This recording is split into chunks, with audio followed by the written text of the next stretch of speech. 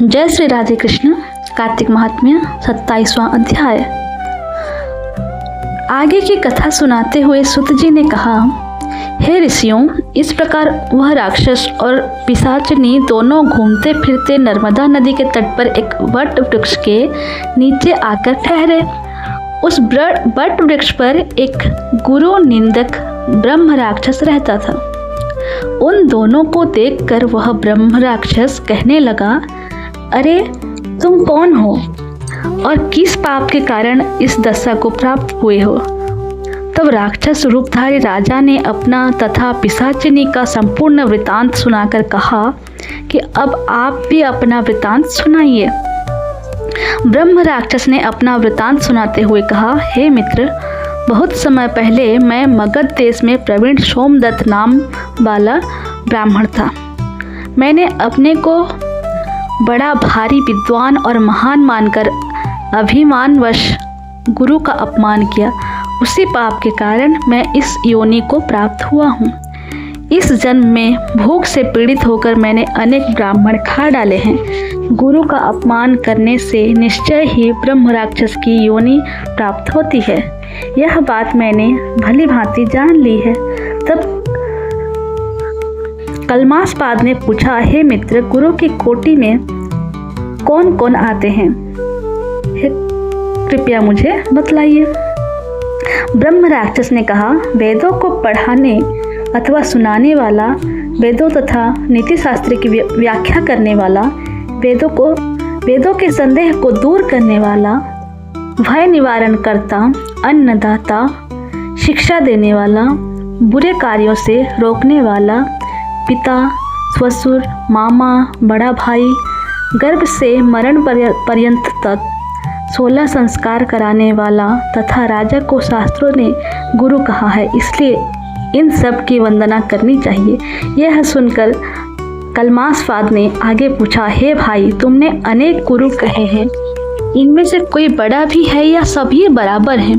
ब्रह्म राक्षस ने कहा, हे मित्र, यद्यपि हम राक्षस हैं और साथ ही भूख प्यास से दुखित भी हैं, परंतु क्योंकि गुरु महिमा के वर्णन से भी कल्याण होता है, इसलिए मैं इसका वर्णन करता हूँ। सब गुरु बराबर हैं, फिर भी इस संबंध में शास्त्रों का कथन सुनो। वेद तथा मंत्रों का उपदेश करने वाला, धर्मशास्त्र तथा पुराणों के व्याख्याता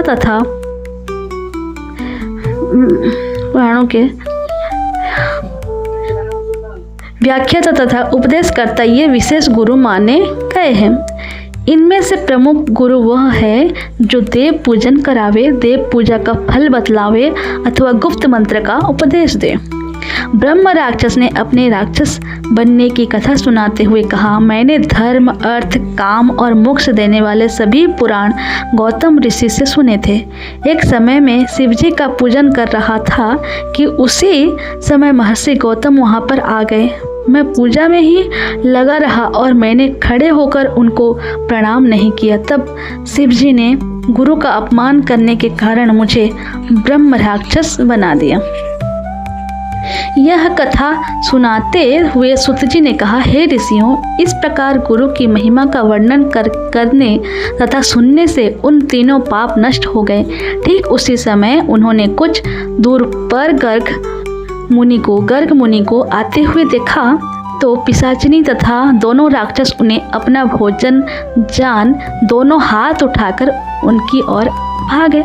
परंतु गर्ग मुनि के द्वारा शिवजी का नाम लिए जाने पर उनके समीप न जाकर पिशाचिनी दूर से ही कहने लगी, हे महात्मन, आपको नमस्कार है। हमने कितने ही ब्राह्मण खा डाले हैं, परंतु महादेव जी का नाम स्मरण करने के कारण आप सुरक्षित हैं। तब गर्ग मुनि ने तुलसी युक्त जल से उनका अभिषेक किया। उस जल का स्पर्श होते ही वे तीनों राक्षस योनि से मुक्त होकर देव रूप में हो गए। ब्राह्मणी और सोमदत्त विष्णु रूप होकर गर्ग मुनि की स्तुति करने के बाद विष्णु लोक को चले गए। उन दोनों के वैकुंठ जाने के पश्चात श्राप मुक्त राजा कलमासपाद सोच में पड़ गया। उसको इस प्रकार शोक में निमग्न देखकर गुप्त रूप से सरस्वती जी बोली, हे राजन, तुम किसी प्रकार की चिंता मत करो। राज्य सुख भोगने के बाद अंत में तुम्हें भी विष्णु लोक की प्राप्ति होगी।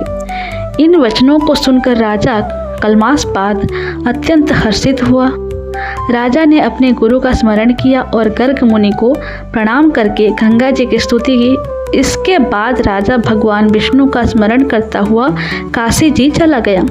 काशी जी में 6 मास रहकर राजा गंगा जी में स्नान और विश्वनाथ महादेव के दर्शन करते हुए आनंद प्राप्त करता रहा और इसके बाद प्रसन्नता पूर्वक अपने राज्य में आया।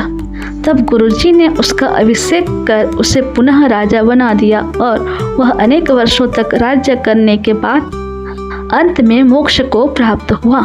इस कथा को समाप्त करते हुए सूत जी ने ऋषियों से कहा, हे मुनियों, इसमें आश्चर्य जैसी कोई बात नहीं।